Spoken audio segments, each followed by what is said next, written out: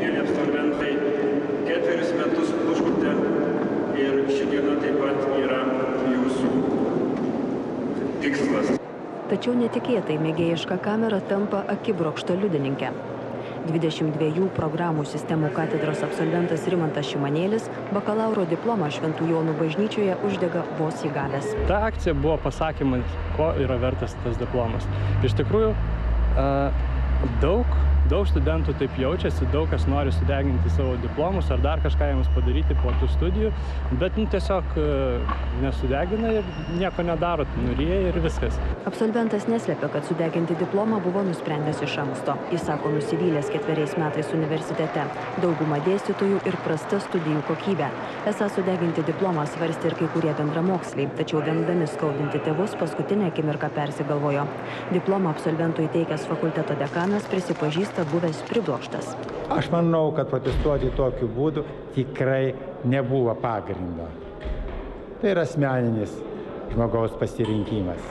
Tačiau kai kurie studijų kokybės ekspertai sako, kad studento nuoskaudos pagristos. Jų teigimu pernelyg uždara šalies aukštųjų mokyklų sistema, valdoma įtakingo vadovų klano, įsigimsta. Tos kastos priima į savo tarpus, priima arba klanai lojalius žmonės, nekritiško mąstymo. O būtent aukštojo mokslo sistema reikalingi, jeigu ir dėstyti kitas kritiško mąstymo, laisvo mąstymo. Tai yra mokslinio mąstymo pagrindas, laisvo mąstymo. Bet tokie laisvo mąstymo žmonės, žinote, jie yra kenksmingi hierarchiniai sistemai ir karaliukams esančiams toje sistemoje. Karaliukas, aš vadinu, yra tas aukščiausias vadovas. Rektoriai ir jų aplinka. Pasak eksperto, Lietuvos studijų sistema viena iš neskaidriausių Europoje. Diplomą sudeginęs Rimantas Šimanėlis neatmeta, kad jei prireiks, prašys universiteto kopijos.